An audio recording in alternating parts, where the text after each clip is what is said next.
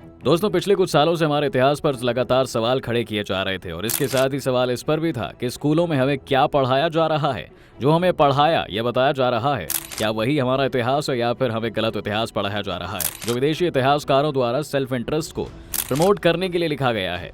तो इस तरह के तमाम सवाल हैं जो समय समय पर उठते रहते हैं। हाल ही में देश की national council of educational research and training यानी कि एनसीईआरटी ने अपनी नई किताबों को पब्लिश किया है, जिसके इतिहास और राजनीति शास्त्र के विषयों में मुगल सल्तनत और आधुनिक इतिहास के कुछ हिस्सों को सिलेबस से हटा दिया गया है। जी हाँ, इन नई किताबों को छपकर आने के बाद से ही देश भर में एक तरह का विवाद खड़ा हो गया है। कुछ लोग एनसीईआरटी द्वारा सिलेबस में किए गए बदलाव के पक्ष में दिख रहे हैं, तो कुछ ऐसे भी लोग हैं जो इस बदलाव को मुस्लिम और मुस्लिम शासकों के खिलाफ मान रहे हैं। आखिरकार क्या है पूरा विवाद, जानेंगे आज की इस वीडियो में, और साथ ही आपको ये भी बताएंगे कि क्या सच में एनसीईआरटी के सिलेबस से मुगल या दूसरे मुस्लिम शासकों के इतिहास को पूरी तरह से हटा दिया गया है। दोस्तों, सबसे पहले आपको ये बताते हैं कि यह पूरा सिलसिला कब शुरू हुआ और कैसे हुआ।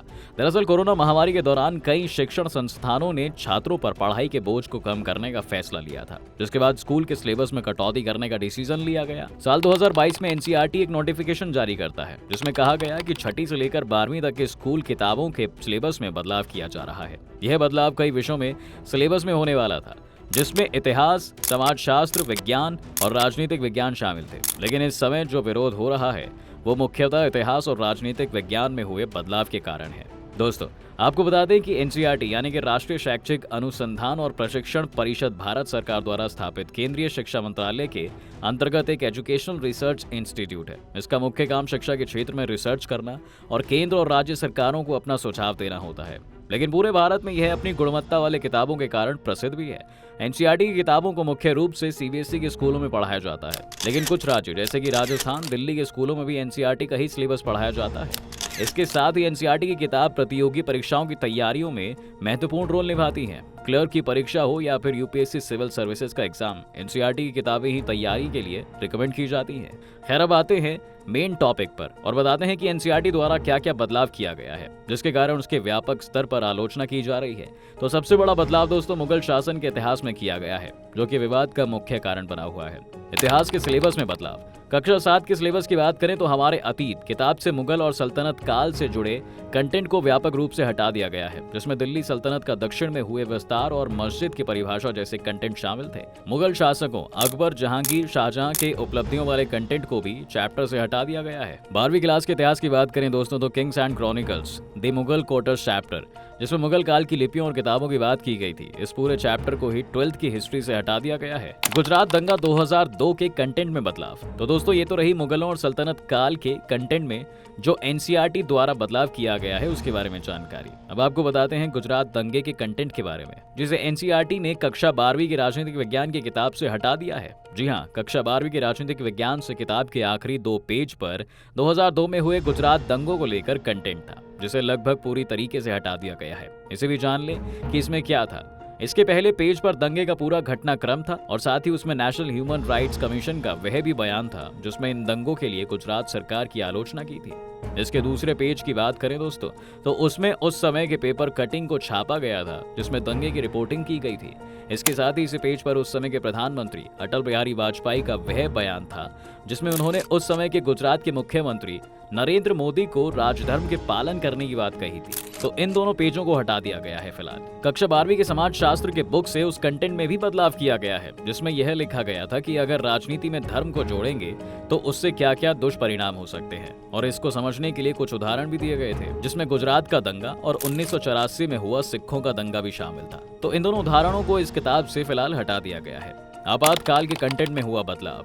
दोस्तों, क्लास 12वीं के राजनीतिक विज्ञान के किताब में इंदिरा गांधी द्वारा लगाए गए आपातकाल पर एक बड़ा सा चैप्टर था जिसके लगभग आधे से अधिक कंटेंट को हटा दिया गया है और अब इस पूरे चैप्टर को सिर्फ मात्र 5 पेज में ही सीमित कर दिया गया है। ये भी जान लें कि इस पूरे चैप्टर में क्या था। इसमें इंदिरा गांधी सरकार द्वारा जिस तरह से पावर का मिसयूज किया गया था, जिसमें विरोधियों को जेल में डाल दिया गया था, लोगों की जबरन नसबंदी की जा रही थी, फ्री प्रेस पर बैन लगा दिया गया था, ये सारी बातें उस चैप्टर में थी जिसे लगभग अब गायब कर दिया गया है।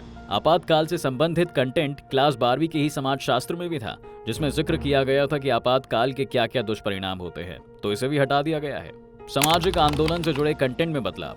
मुस्लिम शासकों के इतिहास और भारत में हुए दंगों से जुड़े कंटेंट के साथ साथ दोस्तों कुछ सामाजिक आंदोलनों से जुड़े कंटेंट को भी एनसीईआरटी के नए सिलेबस में जगह नहीं दी गई है। पुरानी किताबों में उत्तराखंड को चिपको आंदोलन, महाराष्ट्र का दलित पैंथर आंदोलन, नर्मदा बचाओ आंदोलन और आंध्र प्रदेश में हुए शराब के खिलाफ आंदोलन को एनसीईआरटी ने सिलेबस में रखा था, लेकिन नई किताब में इन सारे आंदोलन को हटा दिया गया है। इसके अलावा एनसीईआरटी की पुरानी किताब में किसानों से संबंधित कुछ आंदोलन को भी जगह दी गई थी, लेकिन नए सिलेबस में किसानों के आंदोलन को भी हटा दिया गया है। जाति व्यवस्था। एनसीईआरटी ने अपने नए सिलेबस में जाति व्यवस्था और उसके कारण जो भेदभाव हुआ उससे संबंधित सारे कंटेंट को हटा दिया है। इसमें क्लास 6 के इतिहास वाले बुक हमारे अतीत में हिंदुओं में प्रचलित वर्ण व्यवस्था और उसके कारण उत्पन्न भेदभाव और छुआछूत का जिक्र किया गया था, जिसे अब हटा दिया गया है। इसके साथ ही क्लास 6 की ही राजनीति विज्ञान की किताब से दलितों पर हुए भेदभाव वाले कंटेंट को भी हटा दिया गया है। क्लास 12वीं की समाजशास्त्र में यह दिखाया गया था दोस्तों कि भारत में किस तरह से दलितों के साथ भेदभाव किया जाता है, जिसे अब नई नोटिफिकेशन में हटा दिया गया है। इसके अलावा नए किताबों से उन कंटेंट को भी हटा दिया गया है जिनके बारे में एनसीईआरटी द्वारा जारी नोटिफिकेशन 2022 में जिक्र तक नहीं किया गया था, जिसमें प्रमुख रूप से नाथूराम गोडसे द्वारा महात्मा गांधी की हत्या संबंधित कंटेंट है, जिसे अब हटा दिया गया है। वैसे देखें तो एनसीईआरटी के क्लास 6 से लेकर क्लास 12 तक सिलेबस में बहुत ज्यादा बदलाव किया गया है, लेकिन यहाँ पर हमने आपको सिर्फ उन्हीं चेंजेस के बारे में बताया है जिसके कारण आज एनसीईआरटी और सरकार की आलोचना की जा रही है।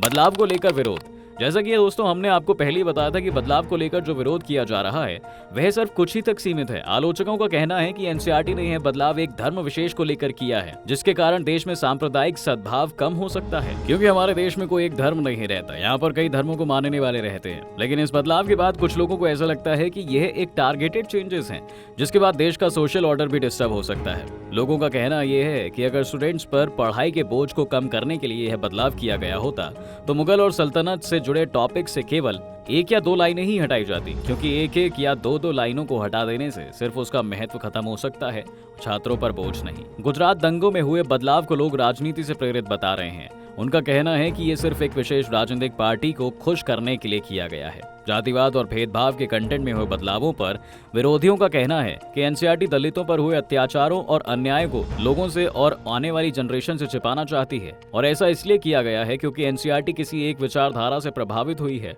जो यह सत्य को छिपा रही है। किसान और सामाजिक आंदोलन के कंटेंट में हुए बदलाव को लेकर आलोचकों का आरोप है कि देश में आम लोगों के योगदान को इग्नोर किया जा रहा है, जिनके प्रयासों के कारण देश में बड़े पैमाने पर बदलाव हुआ था। दोस्तों अब आपको बताते हैं कि इस पर एनसीईआरटी का अपना क्या पक्ष है। एनसीईआरटी इस बदलाव के पीछे एक नहीं कई कारण बता रही है। एनसीईआरटी का कहना है कि इस बदलाव के पीछे किसी एक को टारगेट करना नहीं है, बल्कि बच्चों में पढ़ाई के बोझ को कम करना है। उसके साथ ही ये बदलाव सिर्फ 3 ही सब्जेक्ट यानी कि इतिहास, समाजशास्त्र और राजनीति शास्त्र में ही नहीं बल्कि सभी विषयों पर किया गया है। लेकिन आलोचक सिर्फ अपने सुविधा अनुसार सिलेक्टिव सब्जेक्ट को देख रहे हैं, यही विवाद का कारण बन रहा है। अगर वे सभी विषयों को एक साथ देखेंगे तो कुछ भी विवादित नहीं दिखेगा। एनसीईआरटी का दोस्तों ये भी कहना है कि सिलेबस में बदलाव समय समय पर जरूरतों के हिसाब से किया जाता है और यह कोई पहली बार नहीं हुआ है। साथ ही एनसीईआरटी का ये भी कहना है कि इस बदलाव को करते समय एक्सपर्ट्स की राय ली गई है और भारत सरकार द्वारा लाई गई राष्ट्रीय शिक्षा नीति 2020 के ही अनुकूल है। दोस्तों इस वीडियो में हमने उन बदलावों के बारे में भी बताया आपको जो विवाद का मुख्य कारण बने हुए हैं, और साथ ही दोनों पक्षों का इस पर क्या राय है ये भी आपको जानकारी दे दी। उम्मीद है कि आप लोग दोनों ही पक्षों की बातें सुनने और समझने के बाद अपनी राय देंगे। इस वीडियो में इतना ही। आप कमेंट करके हमें जरूर बताएं कि यह वीडियो आपको कैसा लगा, और अगर अभी तक चैनल को सब्सक्राइब नहीं किया है तो चैनल को सब्सक्राइब कर बेल आइकॉन को प्रेस कर दें ताकि चैनल से संबंधित हर अपडेट आपको तुरंत मिल जाए। वीडियो को देखने के लिए आप सभी का बहुत बहुत शुक्रिया।